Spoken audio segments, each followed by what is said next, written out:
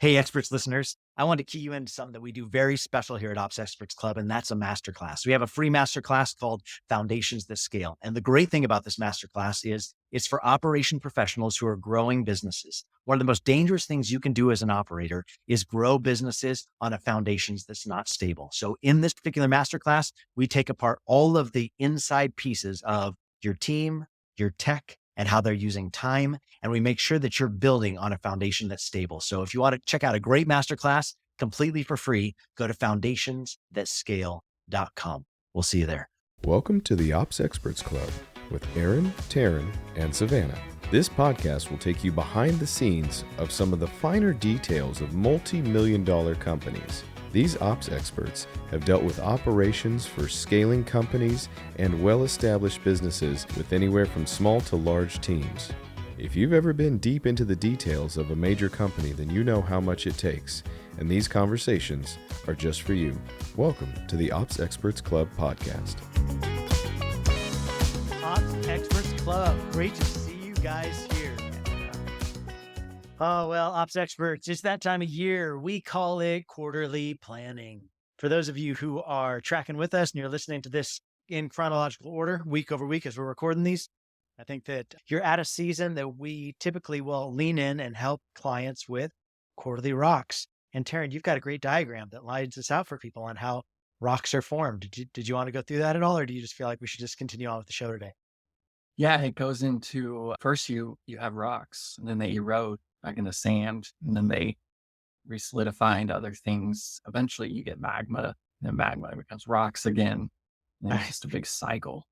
The sedimentary journey is an exciting one. It's a little bit hard to get to follow completely as a lineup for an illustration for what we're going to talk about in business today, though. But every time we come to rocks, Terryn always brings his sedimentary journey diagram to keep us all thoroughly impressed with his knowledge on the geological, findings of our universe. So thank you for that, Terryn. Yeah, you're welcome. Anytime. Aaron, I know I have been in Go. quite a few rock party meetings lately. How about you? Yeah, and I'm not talking about big hair or tight leathers. I'm talking about quarterly rocks, right? The way we determine how you're moving your annual plan forward, your quarterly plan becomes quarterly rocks. They say, how do you eat an elephant? It's one bite at a time. So your annual plan should feel intimidating. It should feel too big. It should feel like, is this even possible? It should be a hairy, audacious goal, like a BHAG, a big, hairy, audacious goal. But the way that you break that big, hairy, audacious goal down into bite-sized pieces is by quarterly planning, is by quarterly rocks, which is kicked off usually quarter one, or like for us with the Collab team, we do our annual planning at the end of quarter three every year so that we can kind of have a ramp in from quarter four into quarter one. So I think it doesn't matter to me when you do annual planning. It's just that you do annual planning, and then that each quarter rock after that, every quarterly meeting and quarterly planning after that should be looking in the rearview mirror and saying, okay, what was the trajectory we said we were heading towards? And then let's align our quarter goals, our quarter rocks to get us there. Yeah.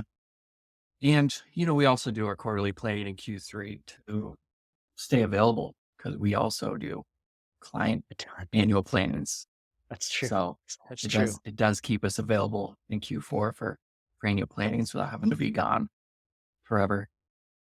And I think sometimes like different businesses tie off their books at different times of the year. And I think that, I know a lot of big production manufacturers that they'll start tightening things down before they get to the end of the year because they need to know what their inventory is by the end of the year as they tie things off forward.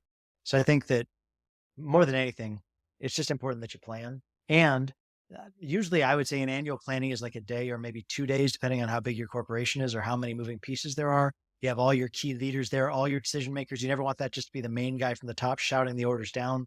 That's never received well. Like that's it. Collective thought on what we as a company are trying to move forward. But then quarterly planning, I think the nice thing is if you'll invest the time in annual planning, quarterly planning from my perspective can be a much shorter exercise, which is the rock parties that you're describing, right, T?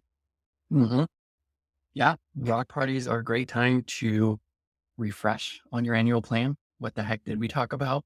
Whether it was 3 months ago, 6 months ago, or 9 months ago, you're going to want to take a look back because not everybody's got the same, eyes on the yearly plan as the one who created it. So for yourself and for your team, just given a good chance to refresh. All right, this is what we said we wanted to be at the end of the year. What else do we need to do to get us there starting this quarter? also based on what we did last quarter. Yeah. I think those are the ones we're continually operating from an EOS mindset, right? Entrepreneurial Operating System, the book by Gino Wickman called Traction is the Bible for EOS. When it comes to quarterly rocks, typically we're using, the guide. We've kind of refabricated and kind of come up with our own versions of how we do rock parties, how we run a level 10 meeting, all the different things that come with EOS. But I think the most important thing is don't get stuck in whatever the medium is you use, but I would say track it. Like track what we're committing to, have that centrally located where you can come back and visit, I would say on a weekly basis at your weekly level 10 meeting to get a progress update. You don't need to spend a ton of time there. I think EOS prescribes 5 to 10 minutes max to go over the rock sheet and just ask yourself, how are we doing on progress? Usually as we establish these quarterly rocks, you're going to have people put in 3 key dates, milestones that are going to tell you, where are we at with this? Is this on track? Is it off track? Or is it complete? But there are going to be toward the end of the year, or the end of the quarter rather, where you have to start asking the hard question of, are we going to get this one across the finish line though? Because you kind of been limping this one along. Is this one going to get across the finish line this quarter?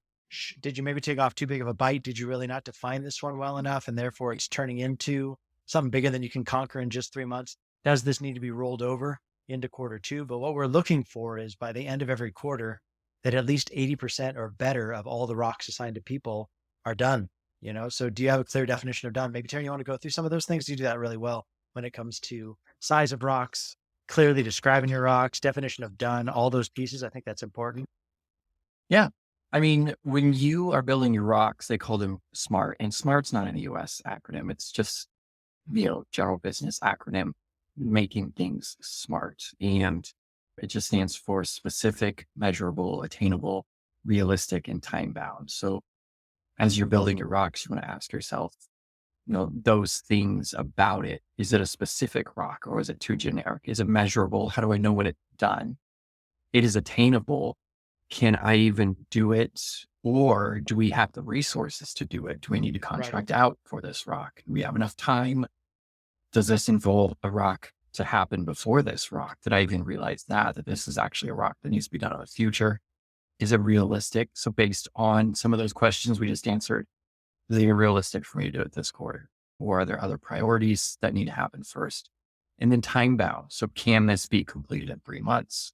And that's one that, we probably come up against the most when it comes to filled rocks is the time bound rocks, coming into a rock and then not realizing there was a deeper rock that needed to be completed first. And you can't complete this in 3 months. What do we call that when it comes together? Conglomerate. It becomes a conglomerate, right? It's the problem is visionaries. And this is like class. If a visionary is listening to this right now, realize this, you're not a good poker player. Like we see your tells a mile away. This is the clear tell of a visionary in a rock party. They're like, oh yeah, but that could always probably be combined and called just one rock because they realize nobody should have more than 3 to 5 rocks. So then they stack 7 rocks into one rock and they're like, yeah, that's all the same thing. But it's like the bigger the conglomerate that you're making, like the problem is that that's not attainable. That's not achievable. And all that's going to take is somebody to get in there and start breaking it up and start determining timeline on how much each of those things is going to take. And I mean, maybe if that's their one rock, but then we're just back to the 3 to 5 rocks per person, right? Be careful of giving overly ambitious rocks or lumping something in too condensed because it's too thick, it's too much. And you're going to end up having to do a phase 1, phase 2, phase 3 without realizing you're going to have to do it. And then you're just gonna be disappointed because all of your hopes and dreams of having an 80% or better, if your rocks are too stacked like that, it's going to lead to a landslide, Terryn, but rock slide. Yeah, exactly. And the other thing is, having something like, we need to make $1 million this quarter. That's not a rock. That's a KPI goal. No, a rock would be, okay, that's where we want to be at the end of the quarter. What do we need to put in place to get us there? Do we need more sales team, sales processes? Do we need to integrate with a better marketing company? Those are the rocks that get us to our goal KPI, which is driving us this quarter. So that part of the smart building is these are kind of projects moving us forward in this area. Yeah. I mean, I think it's okay. And, on our typical rock sheets, we'll have like metric goals that we're trying to target, but just a metric goal isn't the rock alone. Like it's fine to have an ROI and to have a desired outcome to come out of the quarter, But then you should be asking yourself, will these rocks contribute to that goal of making this much more money? Because money doesn't just happen. There has to be activity that happens out of that in order to grow it. And I would say that the activity that comes out of those rocks largely should fuel it. It shouldn't only just be operational rocks. I mean, obviously you're talking to an operations firm, like we deal with operations all day long. I think you need foundations that scale. If you don't have the foundation and you try and build on it, it's going to end up toppling over time. But there should be sales rocks. There should be marketing rocks. There should be operations-based rocks that are maybe finance, maybe tech, maybe all these different pieces. And they should all be rowing the same direction, which is, are they going towards our annual goal? And really, for an annual goal, you should have financial metrics tied to that, broken down by quarterly metrics. But it can't just be some wild number that you throw out there as your target, but then we have no way to measure how are we going to get there, or what are things we're contributing to get to that goal. Mm-hmm. Yep. And one of the things I love doing, and I mean, a standard practice, it's not just me, but the best part about the rock party is having your people working with you bring their ideas to you first together as a group. So everybody shows up with ideas. Yep. And this is about building the ownership, the responsibility of the role, of the accountability of who's under them, their departments, their team, or maybe they're just solo. But it really gives them a good chance to think critically through the vision and decide based on their position, their team, and what they think they can handle, what they think their rocks could be. And of course, nothing's approved just because it's an idea, still needs to be green lighted at the end of the day. You might still have some to add or remove to it, but it's the best place to start.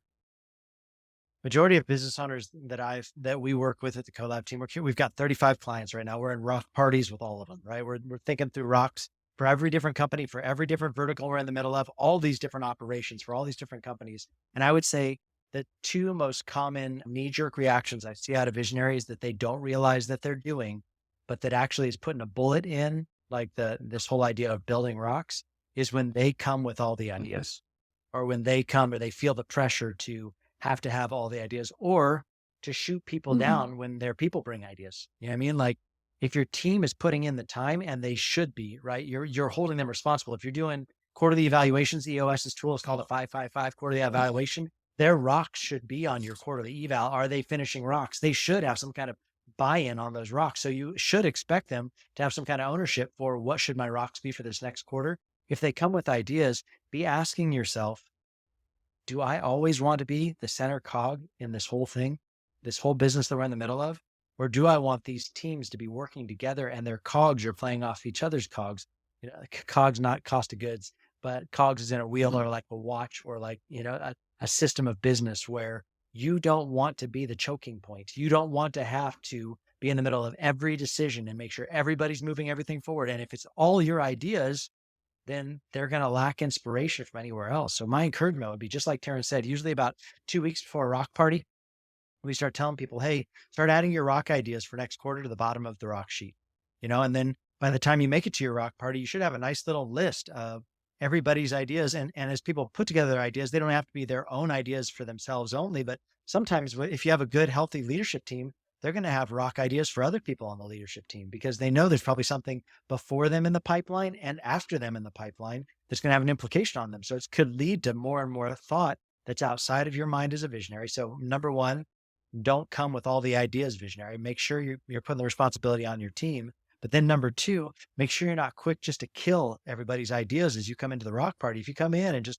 quench everybody's ideas, then what that's going to lead them to is everybody looking back to you. But almost every business that we're in, as you begin to scale and grow it, the number one thing that the visionary says is, I've got to scale myself out of being the only person in this business. I've got to scale myself out of being the choking point. I've got to scale myself out from having the customers only expect things from me. And the way that you do that is by empowering your people to bring their own ideas that they're going to have to own forward as a rock. Mm-hmm. Yep. And Aaron, let me ask you this: once you get your rock signed out, what's next? Like, how do people stay on track with them? Yeah. So I would say, like, first, like to your point, everybody brings in their ideas, but then the CEO, you can still have veto. Like, it's not like you're going to just like green light everybody, but once you've all come to a decision as a team that these are the rocks, then we decide on those. And then EOS, pure EOS would say, once your rocks are decided, you don't move them. you don't change them. Like, this is what we all decided on. And just because visionary gets a wild hair or a new idea mid-quarter, that doesn't mean that the rest of these rocks just get pushed aside and we now put this new thing into play. Now we say that, Terryn snickers because every visionary tries it, every visionary pulls it, and so we've kind of adapted to, our version of EOS or our version of rocks that we do here at the Collab team. We've decided that we'll allow for a strategy change. We'll allow for there to be a designation instead of on track, off track, or complete. We'll also allow for a strategy change. But if you pull up your rock sheet and there's a bunch of strategy changes, what that means is you probably are making too many knee-jerk, erratic decisions that are throwing you off. But let's say, like Terryn said, now you have them established, your rocks are decided on, we've committed to, we're not going to move these rocks. These are the ones we've decided we're going to push you for the quarter. I think that the next thing is their milestones, right? The 3 key dates that's going to make sure that we get them done. Absolutely. Yeah. So once those rocks are in there, they're basically projects at that point. And how do you manage products? You want to make milestones for your projects. You want to have check-in dates. And it's not just for you to complete the rock, but it's as we review rocks every week in the Now 10 meeting. It's so people can identify whether they're on track or off track, which sheds light into what people are doing on their own outside of the meeting that they're not telling anybody about. So are they doing what they said they'd get done? Are they on track? Or have they just been thumbing around? Are they distracted by other things? What are they doing? Just thumbing around. I love it. I will say that this is a key area that a lot of businesses, they don't necessarily like to put in the time to do, but this is like, from my perspective, this is what makes or breaks a good rock party, a good rock designation. Because if you don't assign key dates, if you don't assign milestones, then what you find is you show up at the rocks, you show up at your L10 and you start going through your rock sheet and Sally says, yeah, I'm on track. No, like, it's just a gut check. It's like, there's no accountability. She doesn't give you any indication what she's been working on. Yeah, I'm on track. But it's like, well, why? Because you tell us you're on track? Why? Because you feel like you're on track? Or no. What dictates if I'm on track or not is we established 3 key dates. Did you hit your first milestone? Cool. Was on time? Awesome. Then you're on track. Did you not hit your first milestone? Awesome. That means you're off track. And that doesn't mean like, go put your head in the sand and feel ashamed. It's like, no. Just make sure you catch us up and move it back to on track once you get that first milestone accomplished. And then let's keep it on target towards milestone number 2. But if without metric, trackable, time-based dates, like it literally is just a gut check. You're really just going through the motions there. From my perspective, I don't think there's a ton of value to rocks if you're not assigning milestones to them. Mm-hmm. Yeah. And then we'll get a lot of procrastination at the very end. And then people realize they can't do it because they needed other people to do things, but they only gave them a few days heads up and then it becomes a blaming game, right? That's the worst. Is then it's like, well, I could have gotten mine down, but I pushed that over and I haven't seen it come back yet. Well, no, wait. You should have identified you needed that person's help way before now. Like, that's not that person's fault that they didn't, like, Johnny on the spot get you back something so you could get your negligent rock across the finish line. No. This is part of project planning. Make sure you have enough time. If it's going to collateralize somebody else, give them time to get it back to you so that you can chase them for long enough to get your stuff done. But don't just blame game it when you get to the end. Or the other classic one is the definition of done gets really slippery. It's like, wait a minute, that was was that the definition of done of what we said at the beginning? Or did you just make that the new definition of done so you could say it was complete? And then it's like, then we're cheating the system. Then we're playing games with the way it's intended to be. And that's not going to get you to annual goals. That's how you create a real slipshod, slippery way of doing rocks. Yeah. And it's, we'll see that one a lot where people create something and it just kind of sits there and it's like, I mean, technically the rock might be done. You didn't really define it that way. Right. But like, what's the next, like, are you going to implement this now? Like, is that part of this? Like, I know you created this cool training, but nobody's consumed it. Have you put it somewhere? Where does it live? Have the project management tool been updated? It's like, oh, okay. Yeah, I'm not done. And I would say this too, visionary. If you're listening today or ops person, as you're managing a visionary or helping manage a visionary's workload, from my experience, like, you want somebody that's good with staying consistent on top of managing your rocks. Visionaries, from my experience, like, they're going to let things slide because a lot of times they let things slide on their own because they're great at quick starts, but they're terrible with follow through. That's a classic visionary trait, right? So You don't want somebody that's a great quick start, but not great at follow through to be the one managing other people's rocks. You want to deputize somebody on your team and empower that person to say, hey, yeah, but is that done? Yeah, but I love it, Terryn, because I'll always watch you swing in on every rock party I'm on with you. You'll always swing in with a second question. You're like, somebody's totally just serving it up hot and ready, just a plate full of poop. You know what I'm saying? Like, this hot and ready, like, here's this for you. And you're like, yeah, thanks for that. Thanks for that. But then also, and then you'll swing in with your second question. And it's like, Terryn's like death blow. It's the like, yes. No, I hear. But this, and it's like the one that you just cannot squeeze out from underneath. And people have to just admit, no, you're right, Terryn. No, that's not done. You're right. You need somebody like that. They can do it kind. They don't have to be like rude or like, you don't have to be harsh. It's just, no. Somebody's got to be the person that's the buck stop here guy. Somebody's got to be the person that asks, yeah, but was that what we decided when we started? And was that the definition of done? And did you get that done? And is it passed off to this next person in a way that they can do something with it? Or did you just like throw up on an email and push it over to somebody? And you're like, yeah, that's done. What, did you just slap all your stuff onto somebody else? Like, what exactly happened back there? So I think that it's really important to understand definition of done and really hold people accountable. Yeah. Odds are if you're walking through rocks with people and you're asking if it's on track and they come back to you with a minute monologue, it's not on track. Yeah, that is so good. Narrative-based, story-based answers typically are not an indication of getting things done. That's true. Yeah. I love it. Aaron, well, when you come to the end of your quarter and you've got your rocks completed, you know what the most important part of EOS says you need to do when your rocks are completed? Mark complete. I don't know. What's the most important part? You celebrate. Celebrate. I'm so bad at this. Terryn, talk about celebrate. It can mean celebrate, but it's just, it's important to recognize once you complete a big initiative. That's good. Don't let it go lightly. You know, rocks are supposed to be big things. When they're completed in the right, you know, everybody should applaud, give snaps, jazz hands, whatever it is you guys do together. Dude, we got to do more with jazz hands. Jazz hands are so cool. Mm-hmm. I love it. Yeah, celebrate. I just want to go on record saying I suck at this. So, and I will say this is that most visionaries, business leaders equally suck at this. We don't celebrate well. We're on to the next thing, on to the next giant to kill, on to the next mountain to climb, and we don't spend the right amount of time. So, Terryn, that's a really good point.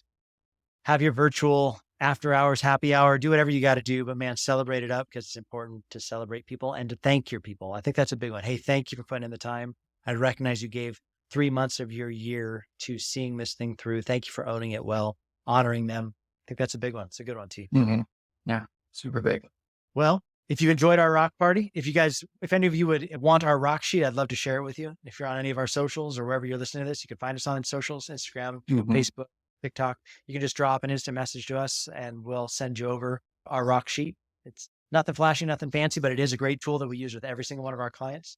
If you're interested in how we do it in Asana or how we do it in Monday, we've converted all of it to those places too. If you'd like a quick tutorial, we'd love to drop you that as well. You can just comment rocks in any of our instant message spots and we would love to get that back to you. Other than that, Terryn Turner, it has been an honor and a privilege to be able to host another Ops Experts Club with you. Hope you have a beautiful day. Thank you, Aaron. Yeah, you as well. Let's go celebrate. Yeah, celebrate. Thanks, Ops Experts. We'll see you next week. Thank you for tuning in to the Ops Experts Club podcast. New episodes available every week on Spotify, iTunes, and everywhere you listen to podcasts. If you're curious about how some of the biggest names in entrepreneurship have scaled their businesses to the next level, check out some of our best content on this topic by going to foundationsthatscale.com. You can find the link in our bio and do your part to improve as an ops expert.